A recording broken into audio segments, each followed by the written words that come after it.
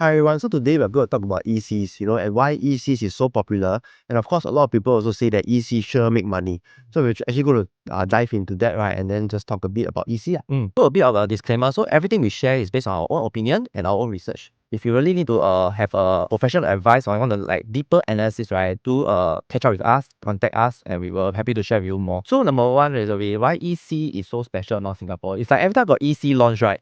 The show fact like that one. This Aurelle at Tampines, wow, always packed one. Then it's like everyone who bought the EC is like how to say 中马票 right? Yeah, thing yeah. So what makes EC so special is because that is structured in a way that is actually more easy to consume, more palatable to consumer upgraders, because in a way, number one, it's actually subsidized by the government a bit because they sell to the developer in a cheaper land cost. Yeah. Of course, in terms of the location wise, not so preferred lah. Because if you sell some good land at a discount, then definitely It doesn't really make sense for the government. yeah. Then secondly, privatization. So for ECs, right, at first when you buy a new EC, it will based on the HDB rulings. There are some restrictions Yes. to buy. Later we'll share a bit more. Yeah. But after 5 years when you make the MOP, right, they can actually become semi-privatized and actually become like a private property already. Yeah. The selling part become like a private property. People who buy from you will be under the private property ruling. In terms of maybe the loan, like TDSR. It's not MSR anymore. And the third one, of course, there's for first timer, there's a grant 30,000. So another one that'll be very popular with the deferred payment scheme. What is this deferred payment scheme? I think deferred payment scheme, right, is actually to help those that have an existing house and then they want to plan to actually move or upgrade to an EC, right? Actually, the deferred payment scheme is more like a smooth timeline transition for people that need to sell house, because you just need to sell when you're closer to collecting keys. Of course, this one, we actually go through in depth in one of our other videos about timeline. So if you are interested in this scheme, wondering that how it can benefit you, feel free to watch this video about this EC timeline, which we will put in the description below. So like what Dina said, it provides a seamless timeline for you to move in. So people who buy, right, upgraders, don't need to sell first, don't need to rent. Yes. Straight away, move in. That's why it's very popular. But of course, when you choose the deferred payment scheme, actually sometimes the developer will price it higher, because for a normal scheme, the developer actually will get payment progressively. Yes. But if you do the deferred payment scheme, right, you will just down payment the 20%. Then after that, right, until all the way to the TOP, right, then the developer will collect the remaining amount from the bank loan. So meaning that this part, the developer don't earn anything. Developer give you some, Don't take the money first. take the money first, give you some flexibility. Then of course you must earn something, because if today you do the normal run, the bank will earn the interest. Now he give you this flexibility, of course you must earn the so-called interest. For auto pays is about 50,000 extra from the sales price, the normal payment scheme. But a lot of people will still choose the deferred payment scheme if they have the existing house. Yeah, actually, you know why it makes sense though? Because if you don't go for this, right, you need to rent while it's building. So the rental you can't pay. So a lot of people don't like to rent, they don't like to move house, they just want to done. Right? So this is why it makes EC so special. Another thing that in the whole duration of EC's launch, all these things, right? Yeah. Actually, most of the EC after 2010, right? Most of them were treated, and also make a very huge windfall. Like you can see, we take like River Park, Private, Twin Waterfall, all these make about 30 to 50%. After they meet the MOP, they try to exit. But of course, later we also share a bit, like there are some actually ECs doesn't make money, and why they actually did not perform as well. But most recent, everyone know the huge windfall. Yeah. 100 palm, 1 million. So imagine you are EC owner holding an EC.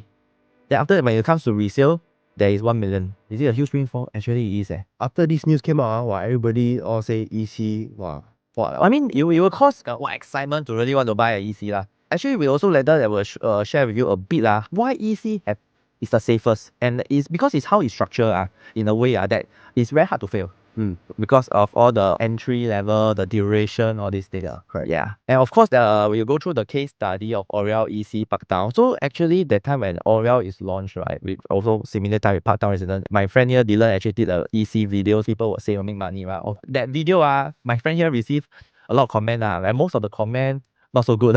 So most of the comment, of course the negative one we never really show. A lot of the viewers say that there's a lot of assumption being made, like we are anyhow plucking the figures, the way we analyze is a bit flawed. So what actually we shared during that day, I think let Dylan continue. Okay, so if we look at that time, Aurelle, right, was actually launching. So we estimated, right, it's about 2007 PSF lah. Okay, then for Parktown, we estimated about 2002.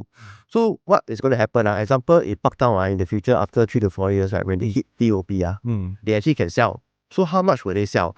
Okay, assuming they want to make maybe a 200 to 300 PSF, let's say they can exit at 2005 PSF. But if we look at Aurelle, right, after 3 to 4 years, when they TOP, when they build finish, also 3 to 4 years, one thing they cannot sell.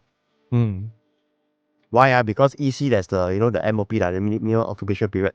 So they have to wait another 5 years. Then they can start to sell. How does this cushion help EC? Example at MOP, after let's say 9 to 10 years, right? When they want to exit, can they actually exit at 2002?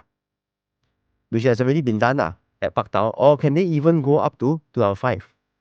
Which assuming that it's already transacted, Yeah. And actually, you can say 9 to 10 years. So 2002 is actually 10 years ago prices. Correct. 10 years ago prices. 2005 maybe happen or not happen at the time.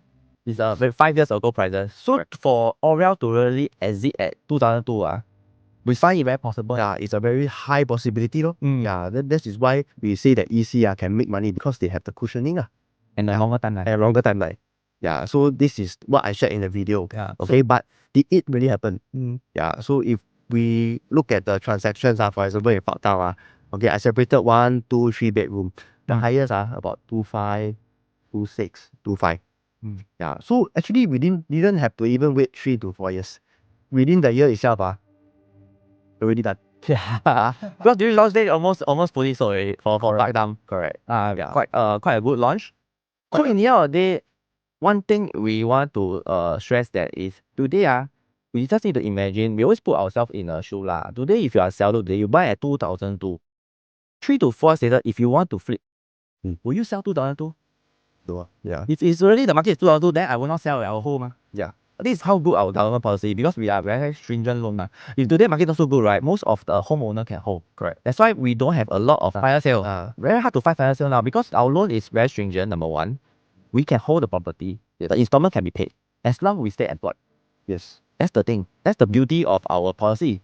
So today, if at day one already got 26, 25, 5 to 4 later, if they this group of people they want to sell Parktown, they have to go higher. They go too higher already. 28, 26, 28. They won't sell at 25. Correct. If we look at Aurelle's perspective, do they even need to go 25, 26, 27, 28? They don't need. No need. They just need to go 23, 22. They still make. And it's already transacted and it's already done. Already So done. people already accepted this price at the Tampines area already. Yes. This is what how we do our analysis. Like how can we find property that will have a huge cushion so that we have a good in protection. And that's why how the EC is structured this way. Hard to lose. Hard to lose. I can only say hard to lose. First, you buy cheaper. Secondly, you are going to sell at 10 years later pricing. So for Aurelle fully sold already, and you can see from the lowest mid average to the highest, right? It's 1,700. 1,700 1,800. Yeah. So we have some framework to actually estimate. If you see our past of video, right, we use land price. Then after that, how we determine the future selling price. Yeah. I think that is the one of the key indicator to help you make a smarter decision already. If you have not watched the video, you can actually go and go to our channel and take a look. Like how we actually and really find if you like our video so far, actually do support us, give us a subscribe because we're trying to work towards. I mean we do a lot of business to share also. Also there are 2 current upcoming EC. So one will be at Coastal Cabana, which is at Jalan Loyang there. And then another one was in Riviera Tampines, which is the Tampines. And this one, right? So expected preview will be about what is December and what is February or March. So depending which one you're looking for, I tell you, both will also be packed. So one thing, if you look at the land price, for example, the Coastal Cabana, the Jalan Loyang one, right, is about 729 square foot, the land price. Okay, then for Riviera, it's about 768. Okay, but if we turn back time, we look at Aurelle that time, how much? Aurelle was about 721 PSF. And then in the end, they do average 1,700. So of course, based on the land price itself, we can expect maybe this Coastal Cabana, right, the price should be around there. 1,700 to maybe a bit 1,800 depending. Then if you look at the Riviera one at 768 maybe it will be of course even higher already. I think it will hit about 1819. Might hit 1819. So that will actually set another benchmark for the EC. But now you see EC now if you're going to 1819, wow, very close to private already. Right. But still cheaper than Farmland. Still cheaper, but you talk about Canberra Crescent, right? It's about 191, 2000. Springleaf Residence also about 2000, 21. So the gap between EC and the new private OCI is currently narrowing. But you will see why it's so narrow because now EC almost the same, looks the same. Yeah, we'll share a bit more later. So like we have to do the reality check. Of course, everyone say EC always make money, but there is certain point that EC didn't make, and most of EC didn't perform well is during the 1987, 1998. because you see when we if you go deep 1997, I see Windermere. Windermere people would lose lah. Norfolk also 1998 also lose money. And we see the Florida also 1998 also no. But why they lose money? Very simple. If you drag the whole trend for EC and new launch, right, private, right, the new sale, right, you can see in 1997 the EC price and the new launch price the gap is very near. So today, if I'm a buyer today to buy a property, if the price was the same, right, why should I lock to the policy? Why should I have be restricted to income ceiling, family nucleus, all these things? I will just go for private, right? So that might contribute to the factor that why EC got very. But you can see now the new and the EC this is the whole Singapore The gap has actually widened already. Actually from based on 2021 they start to have a gap already. And the gap is actually quite constant. That's why now EC become a more affordable choice. It's just that it's hard to go in is due to the loan because it's calculated based on HDB ruling MSR. While private is TDS. Yes. This is something that you have to know Now EC it looks modern It's not bad one This one is 100 pump This one is so acres Do they look different from the other private funds? Comparable So today if you see, you will always go to EC, then after you go to a condo, you see no difference and cheaper. Will they have demand? That's why you will see the windfall Correct. And now you see the modern Copen Grand. They will design it's not anyhow one It looks really very modern. You see the newer ones are getting better and better. And this one you see Park Central. Also very nice. I see this picture I start actually quite nice So now EC, although it's cheaper, all these things doesn't mean I give you lousier. Yes. When it comes to standard one. It's come to resale it looks can compare one. And layout, I mean I see a lot of layout similar More or less Don't tell me developer because they sell cheap, they give a lousy layout. No he still want a good layout to sell next time. Correct. So what happened 10 years later when example if you want to sell? Okay, assuming they all look around the same because comparable so what's the difference?